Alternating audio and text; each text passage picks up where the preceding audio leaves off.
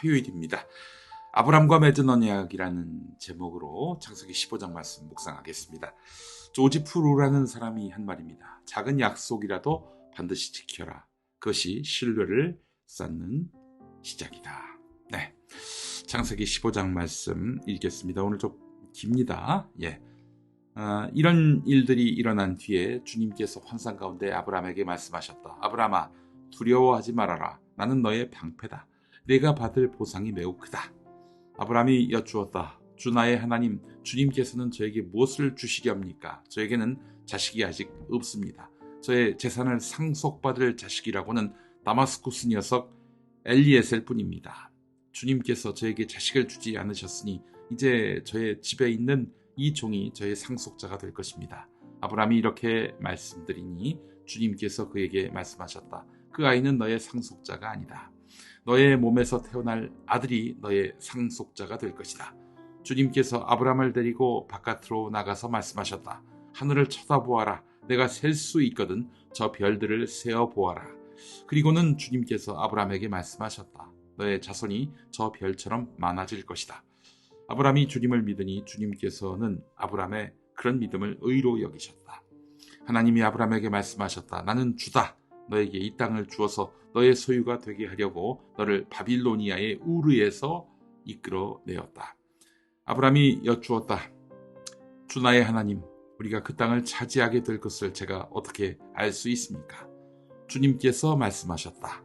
나에게 3년 된 암송아지 한 마리와 3년 된 암염소 한 마리와 3년 된 순양 한 마리와 산 비둘기 한 마리와 집 비둘기 한 마리씩을 가지고 오너라.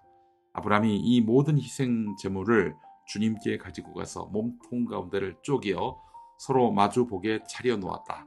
그러나 비둘기는 반으로 쪼개지 않았다. 솔개들이 희생 제물의 위에 내려왔으나 아브람이 쫓아버렸다. 해가 질 무렵에 아브람이 깊이 잠든 가운데 깊은 어둠과 공포가 그를 짓눌렀다.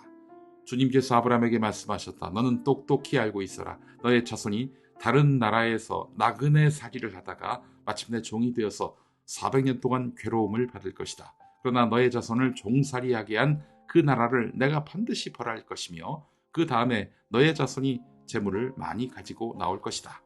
그러나 너는 오래오래 살다가 고이 잠들어 묻힐 것이다. 너의 자손은 4대째가 되어서야 이 땅으로 돌아올 것이다. 아무리 사람들의 죄가 아직 벌을 받을 만큼 이르지는 않았기 때문이다. 해가 지고 어둠이 짙게 깔리니 연기나는 화덕과 타오르는 횃불이 갑자기 나타나서 쪼개놓은 희생제물 사이로 지나갔다. 바로 그날 주님께서 아브람과 언약을 세우시고 말씀하셨다. 내가 이 땅을 이집트 강에서 큰 강 유프라테스에 이르기까지를 너의 자손에게 준다. 이 땅은 겐 사람과 그니스 사람과 간몬 사람과 헷 사람과 브리스 사람과 르바 사람과 아모리 사람과 가나안 사람과 기르기스 사람과 여부스 사람의 땅을 다 포함한다. 네, 오늘 우리는 창세기 15장 말씀 통해서 믿음의 조상 아브람이 하나님과 나눈 깊은 약속의 순간을 살펴보려고 합니다. 아브람이 전쟁에서 승리하고 난 다음 하나님께서 환상 중에 나타나셔서 이렇게 말씀하십니다. 두려워 말라. 나는 너의 방패이자 너의 큰 상급이다. 아브람에게는 위로와 약속의 말씀이었지요. 그러나 아브람은 이렇게 답합니다. 주님, 저에겐 자식이 없습니다. 이 재산을 상속할 사람은 제 종 엘리에셀입니다. 자식이 없으니까 종에게 상속해야 할 상황이었어요. 아브람의 마음속에는 오래된 약속이 이루어지지 않은 것에 대한 답답함과 불안을 호소하고자 하는 것, 이것도 있었어요. 그때 하나님께서 아브람을 데리고 밖으로 나가셔서 밤하늘의 수많은 별을 보여주시며 이렇게 말씀하십니다. 내 자손이 이와 같을 것이다. 이렇게 수많은 별처럼 많을 것이다. 그리고 성경은 말합니다. 아브람이 여호와를 믿으니 여호와께서 이를 그의 의로 여기시고, 바로 이 장면이 믿음의 정의를 새기는 장면입니다. 행위가 아니라 하나님의 약속을 신뢰하는 믿음, 그것이 하나님 앞에 의로움으로써 인정받는 기준임을 보여준 것입니다. 하나님의 약속을 신뢰하는 믿음. 여러분, 하나님 약속을 신뢰하십니까? 나에게 복을 주시고 또한 우리 앞날에 어떤 평탄함을 주실 것이란 믿음이 있으세요? 그 믿음이 말로는 있다고 하지만 잊어버리고 또는 믿을 수가 없어서 결국 나의 선택과 나의 의지에 의존하는 삶을 살고 계시는 건 아닌가요? 자, 여러분, 이 순간 하나님은 그 약속을 지킬 더 이상의 의무감을 느끼지 못하세요. 예. 하나님 앞에서 의로움으로 인정받는 기준은 바로 하나님의 약속을 신뢰하는 믿음입니다. 아브라함이 하나님께 다시 묻습니다. 무엇으로 그것을 알 수 있습니까? 우리는 이 질문에서 아브라함의 연약함을 볼 수 있어요. 우리와 마찬가지예요. 아브라함도 사람인데 믿음의 사람이라고는 하지만 흔들릴 수 있고요. 자, 그럴 때 하나님은 친절하게 답해 주십니다. 확신을 주세요. 아브라함에게 재물을 준비하라고 하십니다. 재물 사이를 연기나는 화로와 불타는 횃불의 모습으로 지나시면서 언약을 맺으셨습니다.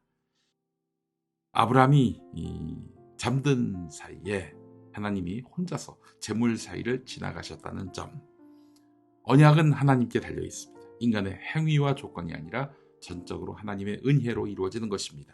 게다가 아브라함은 400년 동안 그 자손이 고난을 당했지요. 결국 큰 민족이 되어 돌아올 것이라는 장기적인 계획까지 알려주십니다.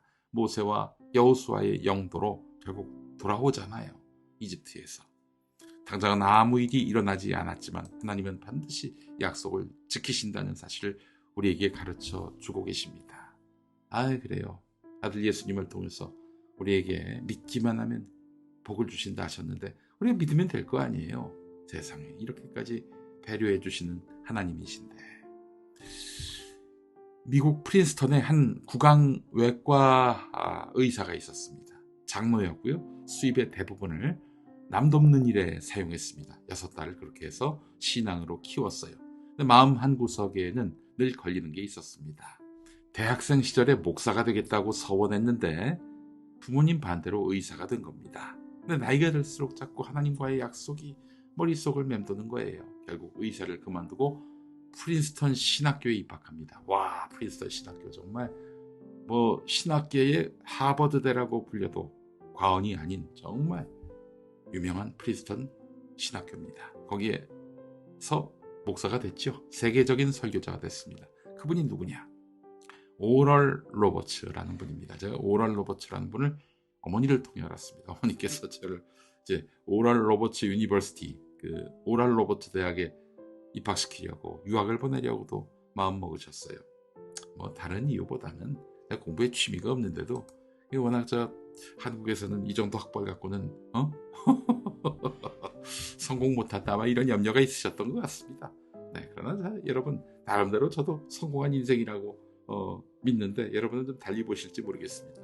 예, 이게 또 뭐가 중요합니까? 성공한 인생이 학벌로 규정이 됩니까, 여러분? 예, 어쨌든 오럴 로버츠, 그래서 참 좋은 학교라는 얘기는 많이 들었는데 이 오럴 로버츠 선생이 알고 봤더니 의사였고 나중에 목사가 되신 분이었군요. 오럴 로버츠 선생이 했던 말 중에, 목사님이 했던 말 중에 가장 유명한 명언이 있습니다. 사람과의 약속도 중요하지만 하나님과의 약속은 더욱 소중하다. 그래요. 여러분, 하나님과의 약속을 지키십니까? 우리는 때때로 현실에서 하나님의 약속이 멀게 느껴질 때가 있습니다. 아무리 이 현실을 보면 하나님의 약속이 지켜질 가능성이 없어 보여요.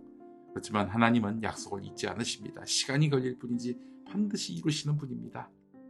우리가 민주주의와 평화가 바로 서는 그런 세상 항상 간구하고 간구했던 거 아닙니까?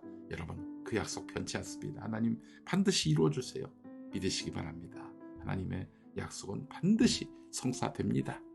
자, 우리의 할 일은 아브라함처럼 약속을 믿고 기다리는 것이죠. 그리고 하나님은 우리의 믿음을 귀하게 여기시고 때가 되면 반드시 그 열매를 보게 하실 것입니다. 오늘도 여러분의 삶에 주어진 하나님의 약속을 붙드시기 바랍니다.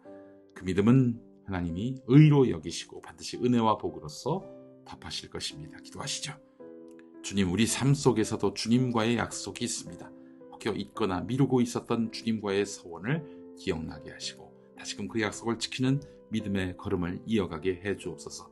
하나님, 반드시 약속을 이루시는 분임을 믿습니다. 어떤 상황 속에서도 흔들리지 않고 그 신뢰를 지키겠습니다. 예수님의 이름으로 기도합니다. 아멘. 네, 어떤 상황 속에서도 흔들리지 않는 믿음. 네, 모든 상황 속에서 이 찬양 준비했습니다.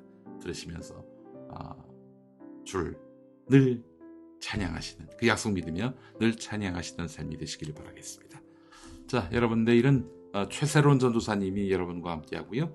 모레 목요일과 금요일은 오광석 전도사님이 함께 합니다. 저는 내일 저녁 수요 예배에서 뵙겠습니다. 고맙습니다.